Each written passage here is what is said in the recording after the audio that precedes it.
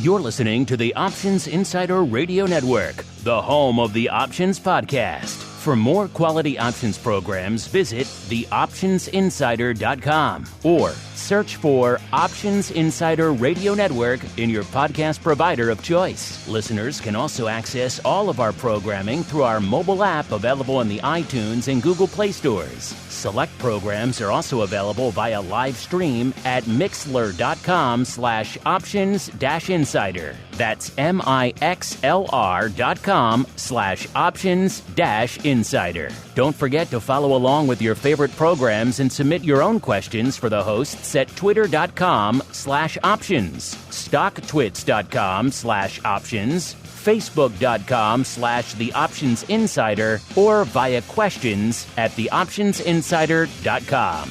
The Options Insider Radio Network is sponsored by Fidelity Investments. At Fidelity, you'll always get a great value for your options trades.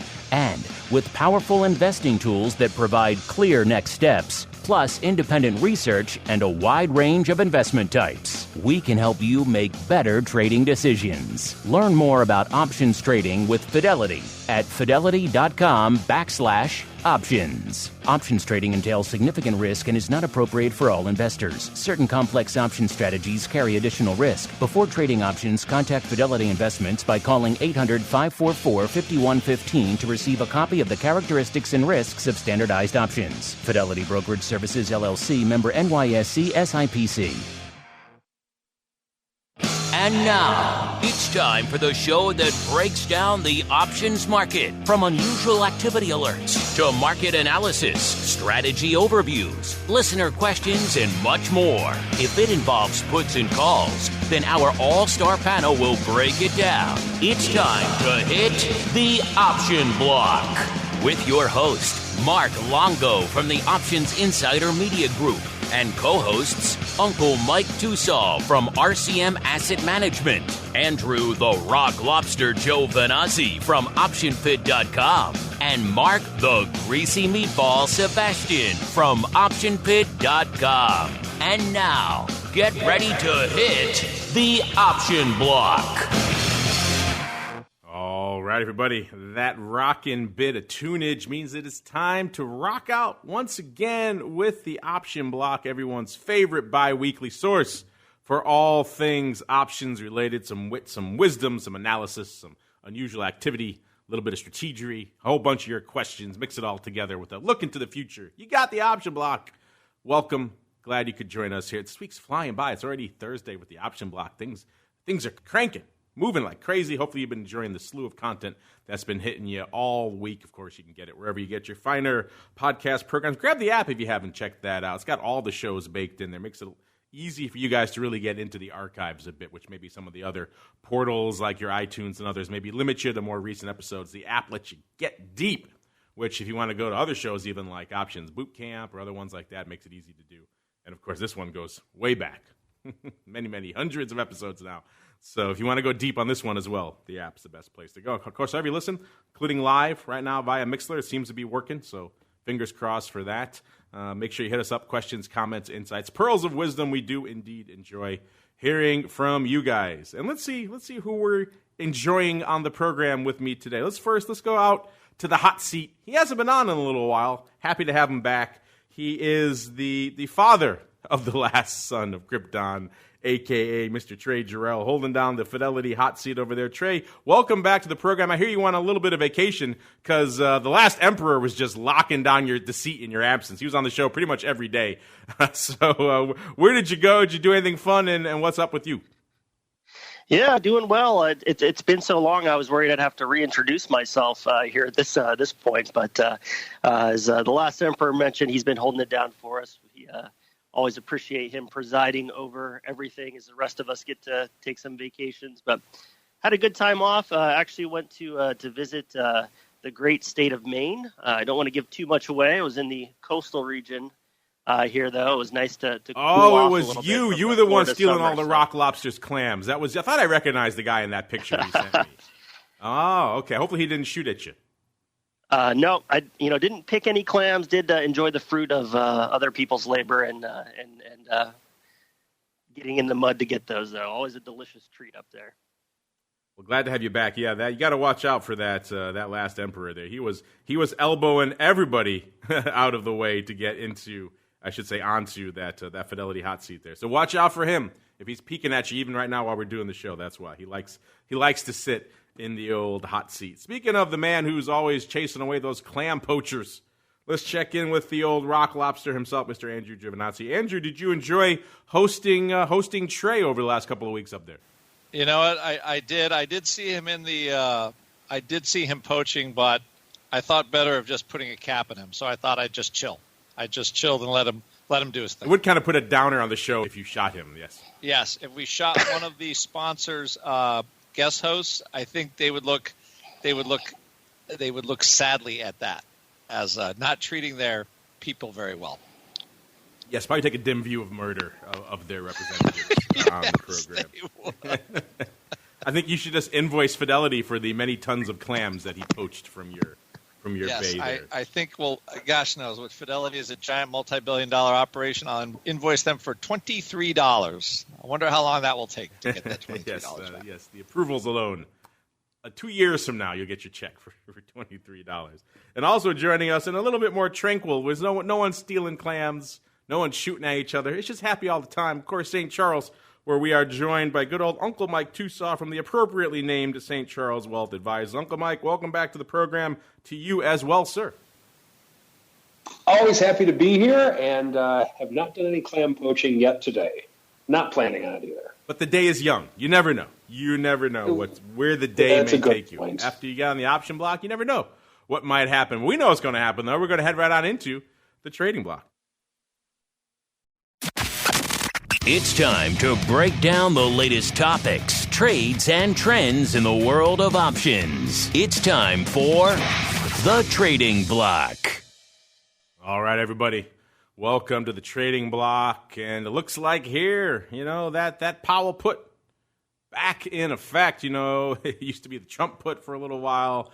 It was Bernanke back in the day. Now it's the Powell put, and it appears to be in full effect. The market's liking what they're hearing out of the Fed chief yesterday and indeed today, rallying yesterday, rallying even more today, coming into showtime here. S&P up about 0.2%. The NASDAQ, a rare day of being the laggard of the bunch, only up about 0.15 or so. And the Dow leading the charge, up nearly 0.75%. And, of course, all this green on the screen means VIX cash, at least, has been just annihilated over the past couple of days. Broke through the 13 handle yesterday, today down to 12. Actually touched at the 13 handle at the close. I think it might have broken intraday, but today we're well south of it, 1281, 1275 actually now, ticking down even more. So, yeah, not looking good for either of our prognostications for volatility views, Mr. Rock Lobster. In our defense, though, we were not prognosticating for this week. We were doing it for last week, and there was no show, of course. So we can all look back and see how the numbers worked out. And you can't stretch a prediction into 2 weeks. It's just too much, don't you think, Mr. Rock Lobster? Well, I think a 1 week prediction is pretty tough, but trying to get your 1 week to fit on a 2 weeks, I think that's asking a lot. That is asking a lot. I mean, I'm pretty good, but that's stretching my powers to the brink. Aside from neither of us hitting the bullseye, what else is going on in the world of volatility, sir? So I think a couple of interesting things. One is from the curve shape, it's only in 2019. We haven't had this very much, which is what I would call a very healthy contango, meaning like the future premium is relatively high, VIX cash is relatively low. Like the way I look at sort of a little option pit fair value, secret sauce thing. Actually, the futures are a little bit expensive relative. Not a lot, but a little bit. We just have seen that almost nothing at all this year. And usually that bodes poorly for VIX. It's kind of the VIX futures work weird, but like the more premium that's in them, it's almost like, they're expecting the cash to kind of move even lower. I know that sounds kind of weird, but so at least right now, because the lower the VIX goes, right, then the higher the cash gets. Because if you think about it, VIX cash goes down and down and down and down, and these, because people aren't stupid, they're like, okay, 11 VIX is the bottom, right? So you would think the future traders are going to charge the max they can for the futures. Like, okay, well, VIX is 11, so I'm going to charge $15 for the future and make everybody pay through the nose. So that's kind of how it works. That's an exaggeration, but that's kind of how it works. And right now you have VIX trading a little under 13, and the August future is 1540, and the future for next week is 1367. So you could make a case for like a 12.5 cash into next week, which means that's a whole dollar coming out of July. So there are trade ideas for that, things that you can do. We had something in our little chat room yesterday, kind of on that whole idea. But basically, my only guess is without the Fed actually saying they're going to drop rates by 25 basis points, which, we all know that's not very much. It's not going to make a whole lot of difference. It's just the fact that, the change from December to July is, we recognize this Chinese war thing might become a problem. So we're going to get ahead of it a little bit. And if the Chinese war thing, trade war thing gets fixed, I can see that 25 basis points coming right back out again in a heartbeat. Hopefully they will anyway. Try not to recreate the two cheap interest rate problems of the past, but that's where vol is. I don't expect VIX cash. I think it'd be hard for it to go below like 12.5, 12.25, just because you have this event coming, and it's just hard for the vol to get that low. So everything in the vol product land is going to be a little slower, at least until the end of July when we actually hear that rate stuff. So, if you're a VXX trader and you love that erosion trade, I think it's going to be it's a slower erosion, and we might see actually quite huge erosion, toward the end of the month once this news is out. So that's what I see in vol land, and 3,000 SPX is 3,000 SPX. So I know there's somebody in our midst that can't wait to say something. So I'll leave it at that.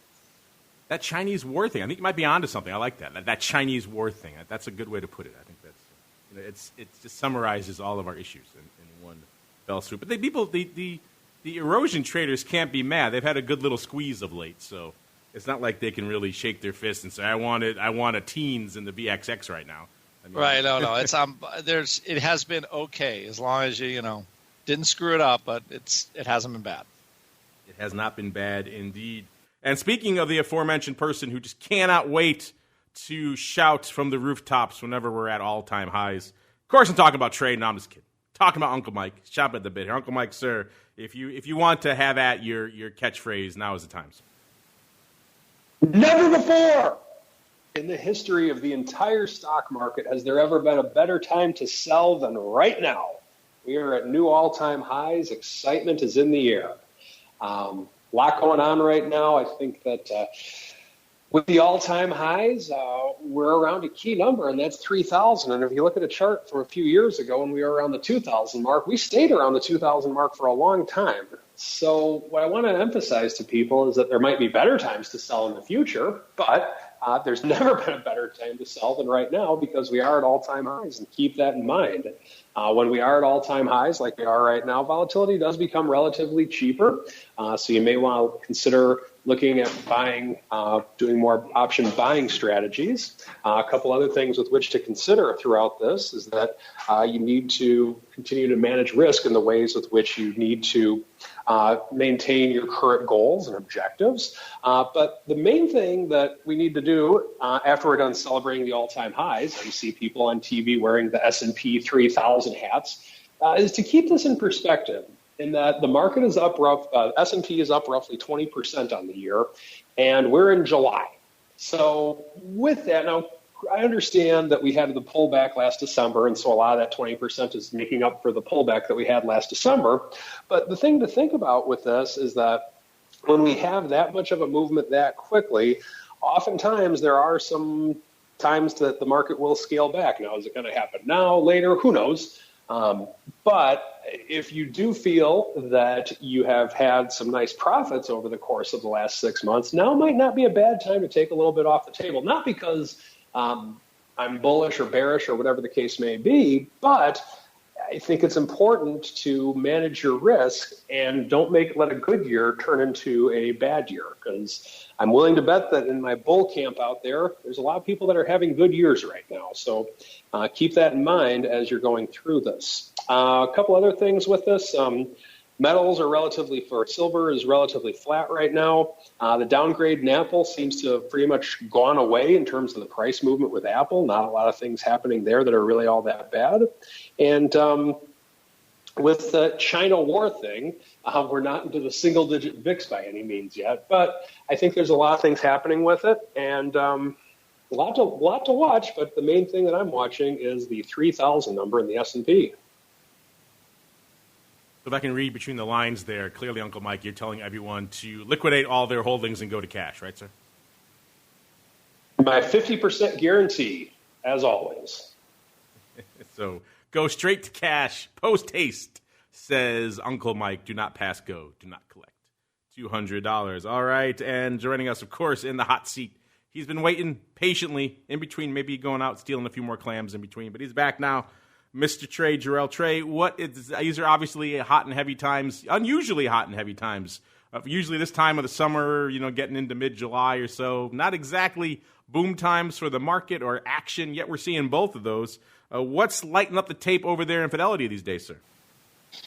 Yeah, a lot of interesting stuff here today. A lot of interesting news this week. And as always, I'm always excited, too, about all-time highs. I'm waiting for the S&P 3000 hat to come from Uncle Mike. I'll keep checking the mail. I'm sure it'll be there any time now. But, big news here today, orders by Fidelity customers. A couple of our top two, ones that, have been up there. I think the last emperor mentioned both of these, here on Monday. Amazon today coming in at number one. Fidelity customers just slightly on the sell side on Amazon at 52% sells to 48% buys. But interesting chart. It was a little bit higher earlier today. We're kind of keeping an eye on that 2031 level. Always fun to say. $1 trillion market cap, which is a level where it would do that, but it has pulled back a little bit here since that at 2021 here right now. Had some really not great news, right? France had mentioned the digital tax here today to be impacting Amazon, but seemed to shrug that off here and still positive here on the day as well. Option market, a little interesting in Amazon too. We see that really heavy call side here today, about 101,000 calls to 57,000 puts, so just under 1.8 call put ratio. So option market at least early was kind of leaning towards the call side here as well today. Number two, I mentioned AMD. Been very interesting to keep an eye on this one. It was near that 34 price level here that it's really had some trouble with over the past year. The last couple of times it's hit it, it's reversed off, approached it again today, but pulled back down right now at about 33, 31. So the one that really has been, I think, interesting in the headlines today, which popped up at number 4 on orders by Fidelity customers, is CVS Health.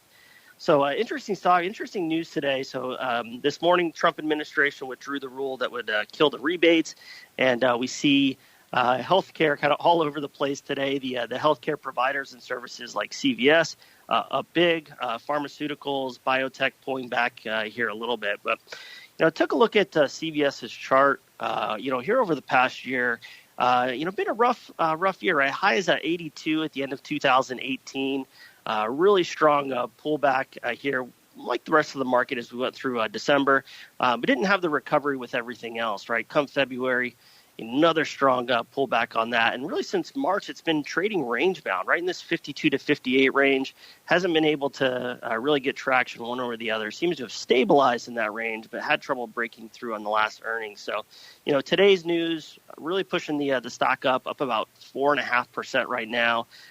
Just under that 58 level here, pulled back a little bit from the day highs here, but interesting to see that type of strong move in it. And option market really really following suit here on CVS. So calls coming through strong, 91,000 calls versus 37,000 puts, so about 2.5 to 1 call put ratio now. And CVS, and this trades 90-day average volume about 46,000, right? So and just under 130,000 right now. So, certainly heavy interest in the option market. Certainly some interest from our Fidelity customers here today as well.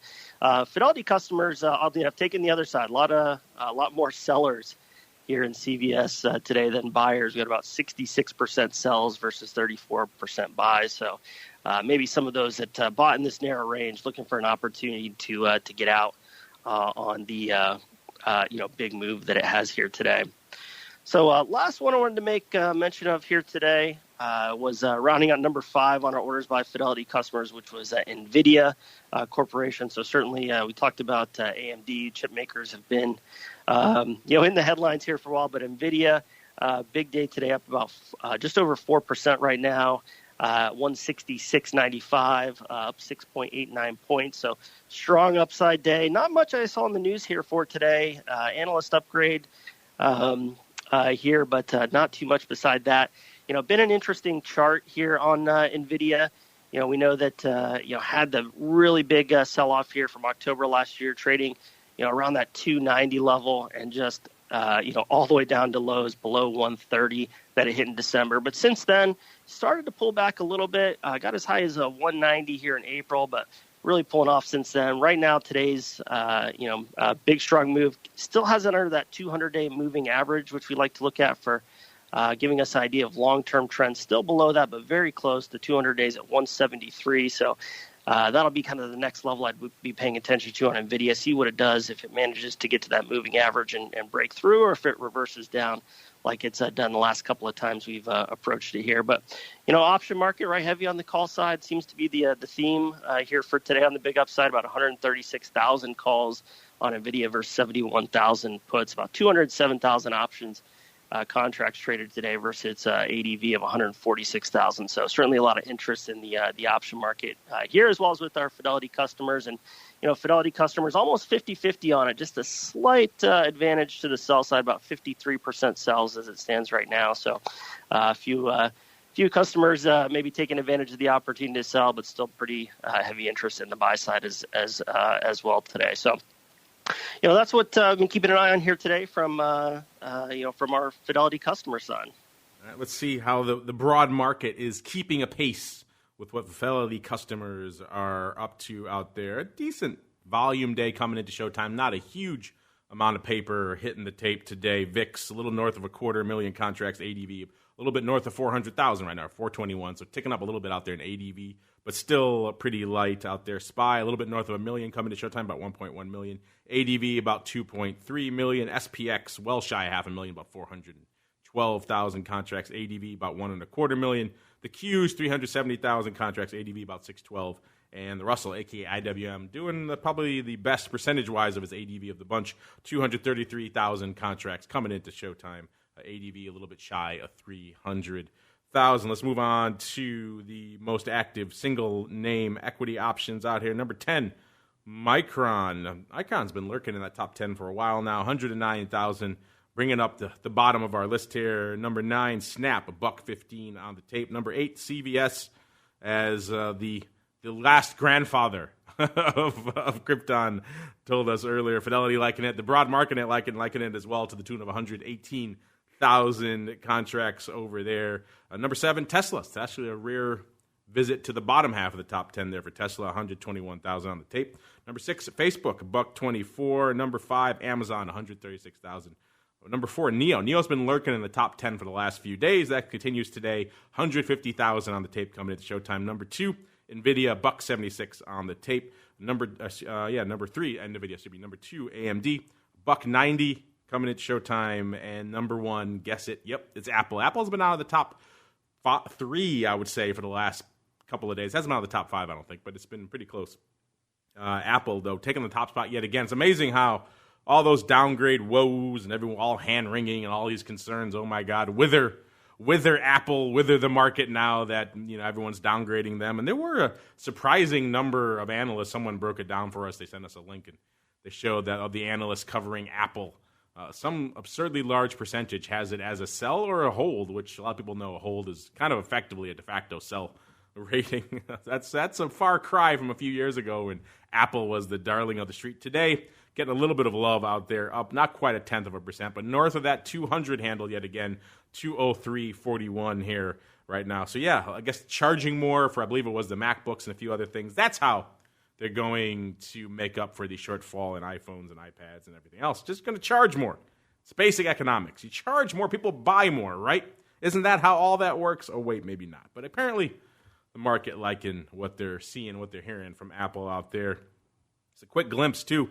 Coming up, we are getting into the teeth of earnings season again. It kicks off next week. If you guys want an advanced preview of all that juicy goodness from an earnings volatility and straddle perspective, head on over to theoptionsinsider.com. Click on the Options News and Articles tab on the top there. You'll get to out there to the Earnings Move and Earnings Move results reports. We got a new one out there from our friends over there at ORATS breaking down all the goodness coming up next week. So that's Netflix, that's eBay, that's you get all the financials, JPM, Wells Fargo, Goldman Sachs, Citi. You got the airlines, United Airlines, Delta, American. All of them are in there with their breakdowns, what the market is pricing, how that compares to recent history, all this good stuff. Check it out. It's free. You really can't argue with the price. TheOptionsInsider.com is the place to go. If you like it, head on over to ORATS, ORATS.com. Tell them we sent you. They'll be happy. And maybe sign up for some of their premium stuff. A lot of good stuff there, back testing and everything else. A lot more data to be had in these reports as well. Meanwhile, though, it's time for us to keep on rolling to get a little weird. It's time to move on into the Odd Block.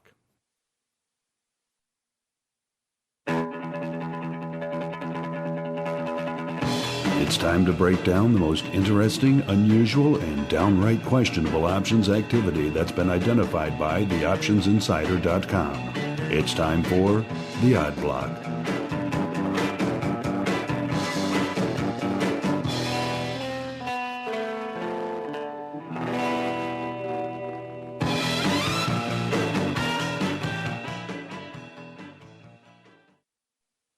All right, everybody.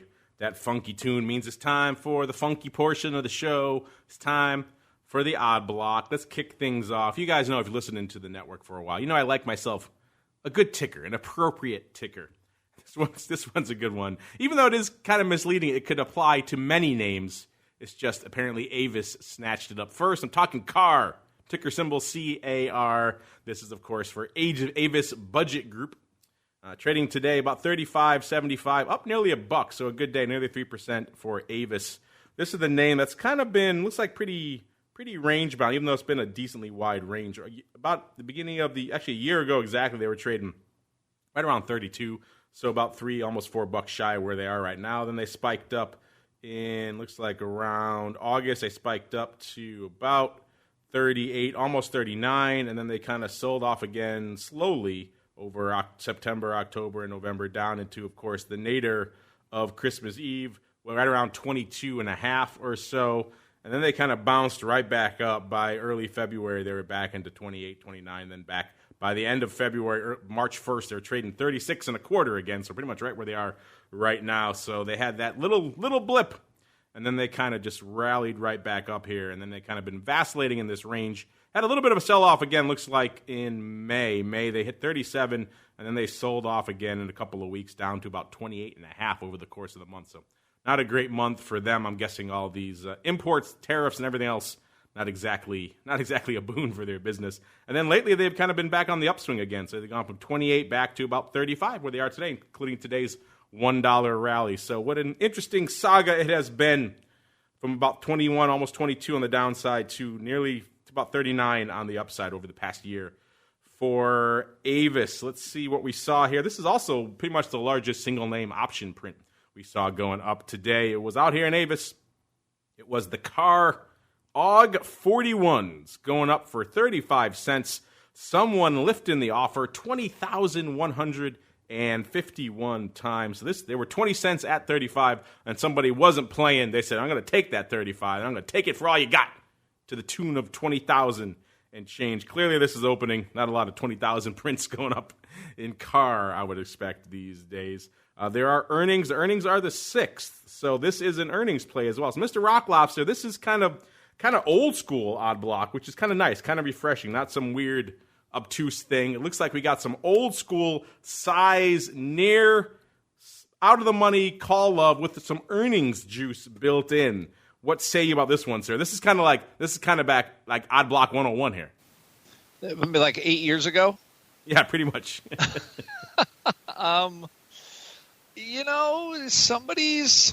Sometimes people just want to buy calls. It's a weird one. I'm also looking at some other volume. Somebody's paying a dime for the July 1939s for next week. That's pretty dang bullish. So there's definitely upside call up for here. So they're expecting like 28,000 of the 41s have gone up now. I mean, doesn't this smell? Remember, like it feels like a million years ago, but we used to say this feels like like a newsletter trade where there's just size, like all kinds, and then all of a sudden your big print goes up, and then pile, and then and then like everybody piles in for the rest. So, somebody buys 2,000 of these, and then like hundreds trade afterward in small lots. And this is. You have 28,000 on the day, and the first block was 20,000 at 35 cents. And lo and behold, they're trading 65 cents now. So the Mr. 35 cent guy or girl, they're doing quite well. What a shocker. They're laughing all the way to the bank, but you're right. A lot of, shall we say, ebullient, joyous paper going up here. 2,000 of the AUG 40s going up here today. 1,000 more of the AUG 41s, like you mentioned, total of nearly 30,000. Of the AUG 41s have gone up today. They've traded so far today, Avis, or CAR, I should say, has done 28.3 times their average volume. So clearly, the game is afoot out here in Avis today. I like that. Sometimes people just want to buy calls, Mr. Rocklobster. That's totally true. Sometimes people have the love, and you're right. They're getting near July 39s going up. You're right as well, about 700 of them for a nickel. Getting a little bit aggressive there, but you're right. All upside love here in cars. So clearly, maybe one to keep an eye on here, listeners. Maybe if you like these trades, again, don't just piggyback on them. Use that noggin, use that noodle of yours. Maybe take advantage of some of all this good upside juice people are building in with all these size trades. Maybe you want to leg into a vertical or two. Take advantage of some of those upside juice to sell. So a lot of things you could do if indeed you do agree with this outlook. But still, this is going to be one. This is too sizable, too weird to ignore. We're going to put this in the to-be-watched category. We shall return to this, Mr. Rock Lobster, to see if indeed the size money is the smart money. If you listen to this show, that it usually is not. But every now and then, it hits one out of the park, like the infamous Men's Warehouse trade of a few years ago that shall not be mentioned ever again here on the network. All right, let's move on here. What else do we have now? If you're talking car, right behind it, hot on its heels, we're talking Carvana. Oh, this, I believe, actually, if this is what I believe it is, I think, Mr. Rocklobs, I don't know if you have these in Maine. I saw one of these for the first time. If this is what I believe it is, I think it is. Just driving out through the hinterlands of Chicago, not far from St. Charles, actually, I saw this giant, what looked like a car vending machine. Have you seen one of these things? It's about like a 5-story glass tower filled with cars. And you go to it, you negotiate a price, they give you a giant novelty token, you put it in, and you flip the trigger, and your car comes down the vending machine. You know what? All I can say is how that vending. Can you imagine what it costs to build that vending machine just instead of putting asphalt on a lot? I guess it's a business. But we're not talking about asphalt on a lot. We're talking about the vending machine, the 10,000 people, and they just got free advertising from all of us. Yep, you're right. I guess so. I like the idea. Would it fly in Maine? Maine only has like 12 people, so I don't know if that would work. But yeah, just something just fun and celebratory about getting a giant novelty token to buy your car. It makes it much more fun than the typical. You go to a used car lot and some guys giving you a shady deal. I believe they are mostly used cars, the Carvana. I don't think they're new. Right. So yeah, either way, look for them if you can. They're weird. I saw one again the other day in the west coast of Florida when I was down there in the southern studio. So apparently they are many and prevalent. Look near $10 you. $10 billion market cap. Yeah, there you go. I guess. What are we doing here? We should have been making used car vending machines this whole time. Maybe it's a real estate deal, like whatchamacallit, like McDonald's. It's like it worked for Ray Kroc. He's like, okay, instead of vending burgers, they're vending cars, vending used cars that are all shiny and new. So I guess if you got to think of a way to sex up the used car sale a little bit, I guess a vending machine, I guess you could do worse. Yeah, and I think somebody here, I'm just looking at the chart of this stock as, $60. It looks like, I think somebody could be specking a little earnings type of play here. Although we got May, June, so this isn't really earnings spec. This feels like a good old fashioned, just a little put spec. Why don't you break down what the trade is then for our listeners here, sir? It says July 60 puts. I jumped the gun on this one. It's not like you've ever done this before or anything. It's not like I've never done it before. July 60 puts. Somebody paid 45 cents. There wasn't much offered at the time. There isn't. So. This was one we usually, when there's a big put purchase, somebody kind of buys stock with it. But it feels like this is just a good old spec on, somebody that has the same idea we do. Why are they buying? Why are they buying so darn many of these puts in here? Earnings really aren't a factor, so it is a strange spec put buy. That's for sure. And this one's kind of been all over the place from a stock perspective, which I guess is befitting a used car vending machine company. This thing, it had a 52-week range, Mr. Rock Lobster, of 28.5 on the downside and 76.85 on the upside. So this thing's been all over the place over the course of the past year. So in that light of that range, these 60 puts don't seem as outlandish. Maybe July could seem a little outlandish because the clock's ticking. But the 60 strike, I could certainly see why if you had some of this, you'd want to lock in a little bit of a hedge. I don't know if I want July. You're right, particularly because it doesn't even get you earnings. Our earnings are August 7th in this name, so that makes it the immediacy of the timing makes it a little bit of a head scratcher. But yeah, 5,000 July 60 puts listeners going up. Paper lifting the offer for 45 cents, opening over there on the Amex. Tell you what, just because it's fun talking used car vending machines, I'm gonna put this in the to be watched camp as well. Let's see how our friend fares.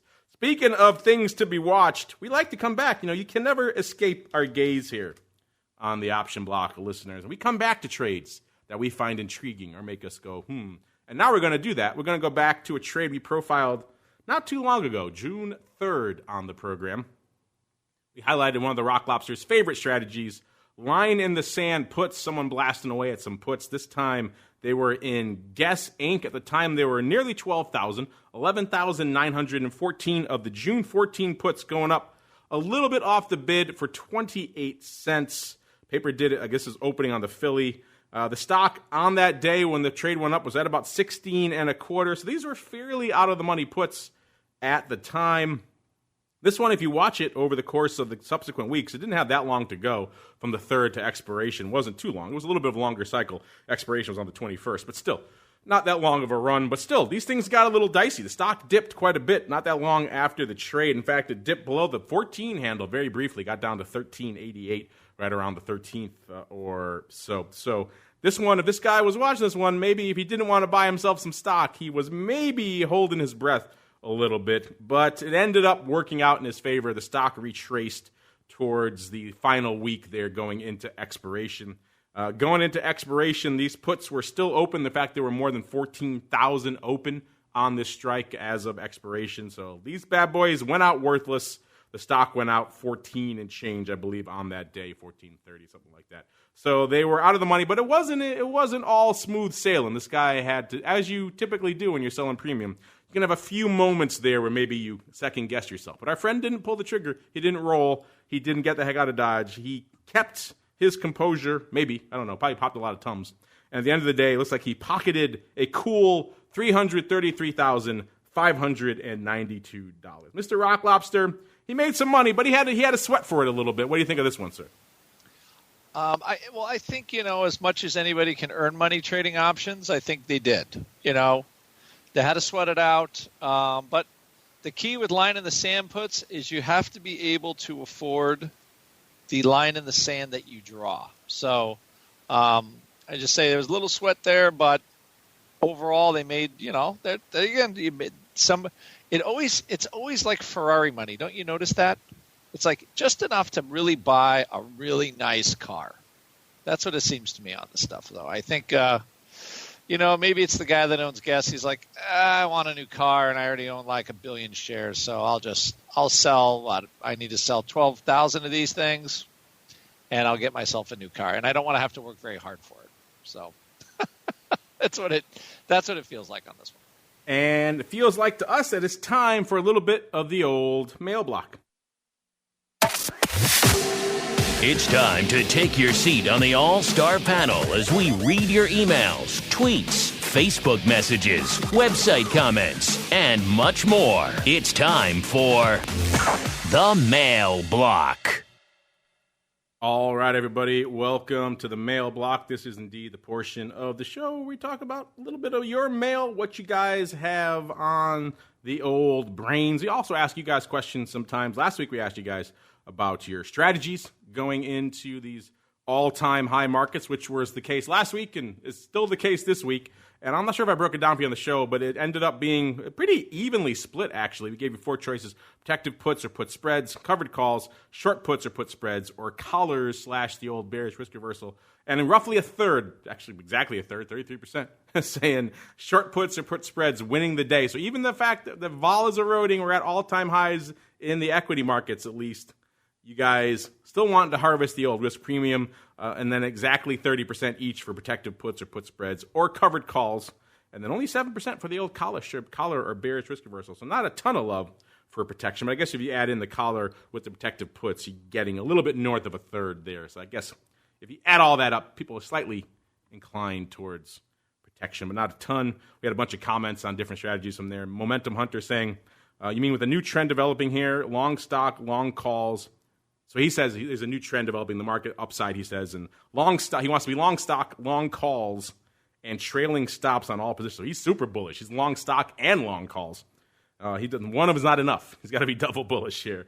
David Neff saying, call me a dope, but I'm still long puts, calls, depending on the immediate situation, pretty much working. So he's got a more nuanced approach, which is what we advise here, which is, depend on what's setting up intraday or maybe on a little bit shorter term horizon. You set up depending on what your viewpoint is. So we can get behind that there, David. And thanks for everybody else who chimed in. Our question this week is along a similar line. We've got, let's see, once again, hitting new highs, vol eroding yet again. We talked about it under the 13 handle now out there in VIX land to spikes. So what are you guys doing to feed your volatility love out here, your volatility lust? What are you getting? Where are you getting your vol fix these days? Gave you 4 different categories to choose from. Energy, could be WTI, could be USO. We don't judge. It has been moving. We'll get to that a little bit later in TWIFO. There is some vol to be found in the crude land these days. Metals, metals for a long time, gold in particular, was kind of dead money from a vol perspective. And then last couple of weeks, not so much. So that's maybe an interesting area you want to turn your attention to. Crypto, man, talk about vol, the realized vol, at least on our show on Monday. I haven't checked it since then, but on our show on Monday, the realized 1 month vol of Bitcoin was at around 125. So things moving, and it's swinging a couple of hundred, couple of thousand handles a day as we speak. So I'm guessing that vol has not come in substantially. Or are you staying with the old index vol? Pick your poison. Could be VIX, could be spikes, could be VXX, whatever floats your boat. Let us know. Let's go back around the horn. Let's start with the last father of Krypton, shall we say, Mr. Trey. Do you have an area where you're looking to get your vol fix these days? And then B, more importantly, what do you think our audience is voting for? Is it energy, metals, crypto, or the indices? Not a personal selection from there. Certainly an interesting question here. I would probably make my audience guess. I'm wondering if the cryptos might be an interesting selection from the audience. So that'd probably be where I think they might be going. Certainly, metals also been fairly interesting here as well. So that might be between those two. But I'll guess the audience is going to lean towards crypto this week. And Mr. Uncle Mike, same question for you, sir. Where, if you have a lean, by all means, and then more importantly, where do you think our audience is leaning, sir? I think the audience is leaning towards crypto, and if I had to do something for where I wanted to get some vol fix, well, by all means, the metals. What better place? All metals all the time, baby. Mr. Rock Lobster, take us home. I'm guessing you live and breathe in the index volatility space, so that's where you're hanging your hat, sir. Well, me for sure. I think though our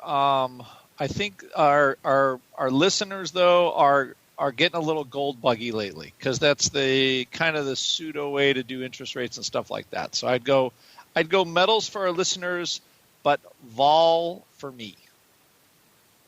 Look at you getting a little savvy out here. Yeah, so far, again, it's early voting. This just went live before showtime. So there could be some big swings to come. But yeah, half, exactly 50%, saying the metals right now. Who would have thunk that a couple of weeks ago? Gold vol was about as dead as it could possibly be. We had said before on TWIFO, if you scalped it, it was cheap enough that you could make your living, you could pay the rent, as we say on that show, and do all right with it. But these days, it's sprung to life. Maybe a new vol regime for gold, I should say. We'll have to see. We'll check in on TWIFO in a little bit. Then a third of you we're staying with what brought you to the dance, staying with the index vol, so your spikes, your VIXs, your VXXs, all that good stuff. Only 17% saying energy. I thought WTI moving as much as it has. We have tanker attacks going on out there. We've got hurricanes coming in, all this crazy stuff. 1, 2, 3 punches going on out there in crude land right now. I thought that would maybe drive a little bit more interest. Only 17%. And still no votes for crypto. That's amazing to me, given how much it's lighting up. But again, this poll is about an hour or two old, so it's going to swing over the next couple of days. We'll keep an eye on it. Head on over to Add Options to make your voice heard. Let's see. We got a fun one here. Trey, since it's your first show back, we'll give you a fun fidelity-oriented question to kind of break you in a little bit again. This comes from Jigs. I like that, Jigs. Multiple jigs, not just one jig. He dances multiple jigs. He wants to know, what is the coolest tool that Fidelity offers for options traders? So Trey, you're the most well-versed in the Fidelity offering. When you're looking at the platform, when you're using stuff, or maybe when you're talking to people on the phone all day and they're telling you what they're using, what is it that really resonates with the people out there? Is there one particular thing, a screener, maybe some sort of trade entry tool or something like that really people tend to gravitate to? Certainly a lot of good ones, and I appreciate the softball. I was worried I'd get thrown to the wolves the first day back after a month. So, but what I'd encourage everyone, our main trading platform, Active Trader Pro, is in and of itself the number one tool that you'd want to have. But within the platform, we've got a ton of different features. The one that I am always on and always talking to clients about is just our analytics tool.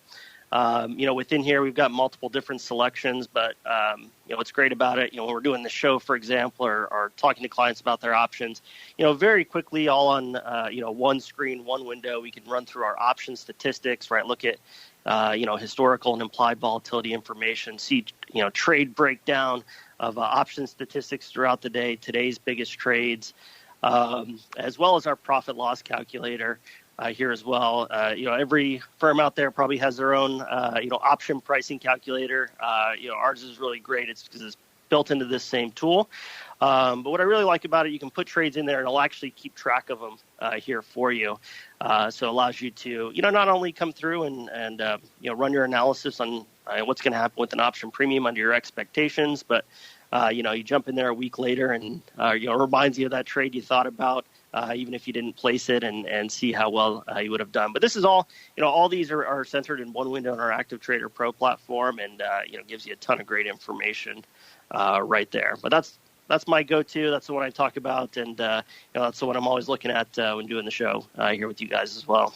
There you go. I had a feeling you would know a good answer to that question. Now, see, we ease you back in. We're not savages here, Trey. We let you get your sea legs back, make you walk before you can run. Speaking of run, it's time for us to run on into our final segment. It is time to go around the block. It's time to tell you what we'll be watching on our trading screens until the next episode. It's time for Around the Block. All right, everybody, welcome to Around the Block. This is where we tell you what we're keeping an eye on for the rest of this week into the weekend. I'm actually going to cheat. I'm going to go a little bit beyond because we talked earlier at the top of the show, the Powell put already in place. That's a big thing people were watching for this week. But next week, we know a lot of your eyes are focused on the resumption of earnings hostilities. It kicks off really on Monday with Citi. Poor old Alcoa. Alcoa used to kick things off Now, oh, how times have changed. What a distant memory Alcoa is. Monday got Citi. Tuesday, Wells Fargo and Goldman. Domino's Pizza as well. And Johnson & Johnson. Wednesday, the old Widowmaker, Netflix, Abbott Labs, Bank of America out there. Alcoa now on Wednesday. So, yeah, it's already well underway by the time Alcoa announces these days. Our old friends Ally Financial. They're on Options Playbook Radio coming out on Thursday. They're Honeywell, a few others, and then Amex on Friday. So it's kicking off pretty hardcore. And then Tuesday after that, 23rd, we got the former stealth Apple, now not too stealthy anymore, that have sickened everyone with salmonella. Of course, Chipotle got big ones, and the big day everyone's looking forward to, of course, on the 25th with Intel and a bunch of other names, Alphabet popping off after the bell there as well. So if you're into earnings, we know a lot of you are, stay tuned. It's popping off real soon. Meanwhile, of course, head on over to theoptionsinsider.com. Check out the earnings move and earnings move results reports. It's all free. You can't argue with the price. And it'll tell you how things are being priced and how they compare to historical earnings reports. Interesting stuff for you to check out. Let's go back around the horn. Let's go the opposite way. Let's start with the lobster of rocks. Mr. Rock Lobster, sir. A lot going on. We got this, what'd you call it, this Chinese war thing going on. We've got a bunch of other stuff going on. What is on your radar for the rest of the week into the weekend, sir? We got Chinese war thing going on. We had kind of a bond auction fail, I guess. I never know exactly what that means. It means, people aren't they weren't happy. I haven't seen TLT down 2 points in a couple days, or in like several weeks or several months or something. But yeah, ultimately we're waiting for some rate thing. It's the end of the week. Vol's at the low or close to the low of the week. It tends to be that vol malaise into the weekend. So probably not a bad idea to close some of your short vol trades. At least move your aggressive stops forward. I would say, and I think because we're waiting, right? We have more FOMC next week, and then we have some rate decision at the end of the month. So, to be honest, until the earnings start coming out and we actually see some money maybe flowing out of the banks, that would be the beginning of next week, and I think that will start to set the tone. And I think they're not expecting great earnings. They're expecting the first quarter, second quarter to be really rough. Second quarter to be really rough on companies because of the trade stuff. And I think, people want to see. They want to see how bad it is or how good it's going to be. And I think that definitely will push vol one way or the other. No question about that. I love earnings season because you get especially the dregs of it. You get to see some names you don't really usually hear about. Like on Tuesday, we saw Helen of Troy reporting. Everyone's favorite name. I have no idea what they are, but it's a great name. Apparently, they seek out and build world-class brands, whatever that means. Sounds like a marketing and consumer marketing type agency, but a good name nonetheless. I guess you would expect none less from a marketing-oriented agency. Mr. Uncle Mike, sir, in addition to the Helen of Troy earnings that I know you were glued to earlier this week, what else is on your radar, sir? Good point. 3,000 is one of the things I'm watching. Of course, everything macro. Earnings will be interesting to watch in the next couple of weeks. It'll just be refreshing to look at something besides macro Twitter feeds and things like that. So I think that's one thing that we need to keep a focus on. And just remember, when we're at the 3,000 level, the 2,000 level was fairly tricky to get through in the S&P. So just be careful as you're positioning yourself at the 3,000 level. That's one of the things I'm watching really closely. And I'm watching more of Helen of Troy's products. Like, they make the hydro flask, sir. How could you live without the hydro flask? Who wants lukewarm water in your life? No one, I say. So get the hydro flask while you can. Hot stuff. All right. Speaking of hot stuff, Mr. Krypton got pretty hot there towards the end. Didn't work out too well for them. The last dad of Krypton, Mr. Trey. What are you watching for the rest of this week into the weekend, sir? Yeah, certainly like everyone else, excited for earnings next week. Interesting to see what the financials do to kick us off. Tomorrow, though, still want to be paying attention to PPI. I thought it was interesting today. Core CPI coming in with an increase. At this point, Fed's everyone's pretty much got that prediction baked in for the end of July. The Fed futures right now 80% looking at a quarter percent cut. About the remaining 20% looking for that 0.5 cut here as well. So, PPI will be interesting. Consensus has it at negative 0.1 to 0.3, right? Do we, see an increase in that to maybe have some concerns about the inflation, or was today's CPI, really just a one-off type thing? So I'll be keeping an eye on that, and certainly what's going on with the Fed here throughout the rest of the month. But earnings time is always an exciting time for us, so it'll be great to have that back and have some of that nice busy phone calls here for us on the strategy desk. Yeah, I'm sure that's a hot time for you guys on the desk, earnings season. So rest up, sir. You know who don't rest? The folks at Helen of Troy. They've been around 50 years. They were incorporated in 1968 in Texas. The fascinating things you learn when you tune into the option block. Unfortunately, listeners, that music means we're done. But before we finish, let's go back around the horn, the opposite of the way we came. Troy. I got Helen of Troy in the brain. Trey. we were just talking about some cool tools for the Fidelity options customers. If people want to kick the tires for themselves, where should they go? What should they do, sir? Yeah, absolutely. And I hope Helen of Trey doesn't stick as a nickname. But, that name doesn't resonate as well. You're right. Fidelity.com/options. Check it out. Learn a little more about our options offering, our trading platform. Also, feel free to give us a call, 877-907-4429. Our trading strategy desk team, myself, the Last Emperor, any of the other guys, happy to help you out, discuss your strategy. We can also talk to you about some of the different classrooms and online coaching sessions that we offer.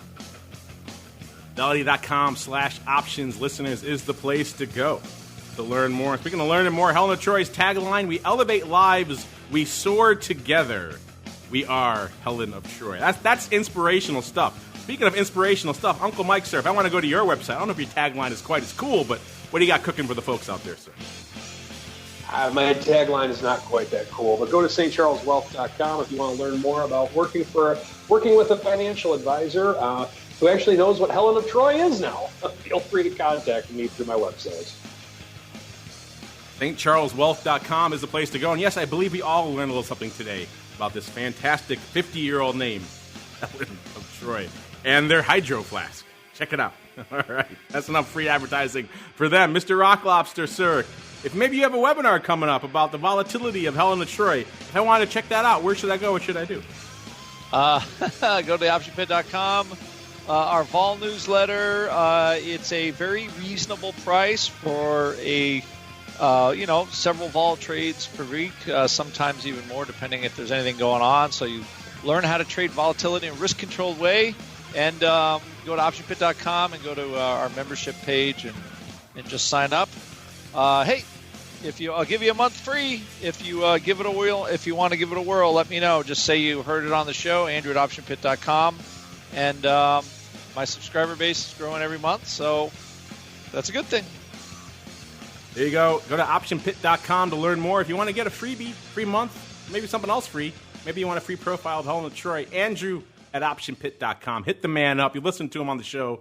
You know his vol analysis is usually pretty good. Obviously, he can't hang with me when it comes to the prognostication bullseye on volatility views. But then again, there are a few who can. Don't hold that against him. Sign up for his volatility newsletter over there. Andrew at optionpit.com is the address to reach out to. On behalf of the Rock Lobster and Uncle Mike and the father of the last son of Krypton, and indeed myself, I want to thank all of you for downloading, streaming, and subscribing. For those of you listening live, you got a rare treat coming up. We'll be coming back in about half an hour with Twifo. Going to be joined once again by our old pal, Mr. Russell Rhodes, a.k.a.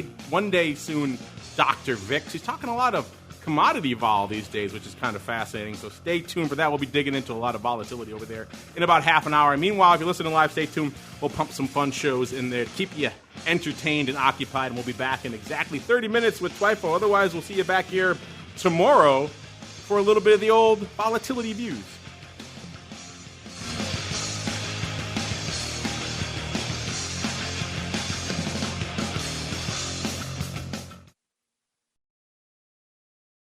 You're listening to the Options Insider Radio Network, the home of the Options Podcast. For more quality options programs, visit theoptionsinsider.com or search for Options Insider Radio Network in your podcast provider of choice. Listeners can also access all of our programming through our mobile app available in the iTunes and Google Play stores. Select programs are also available via live stream at mixlr.com/options-insider. That's mixlr.com/options-insider. Don't forget to follow along with your favorite programs and submit your own questions for the hosts at twitter.com/options, stocktwits.com/options, facebook.com/theoptionsinsider, or via questions at theoptionsinsider.com.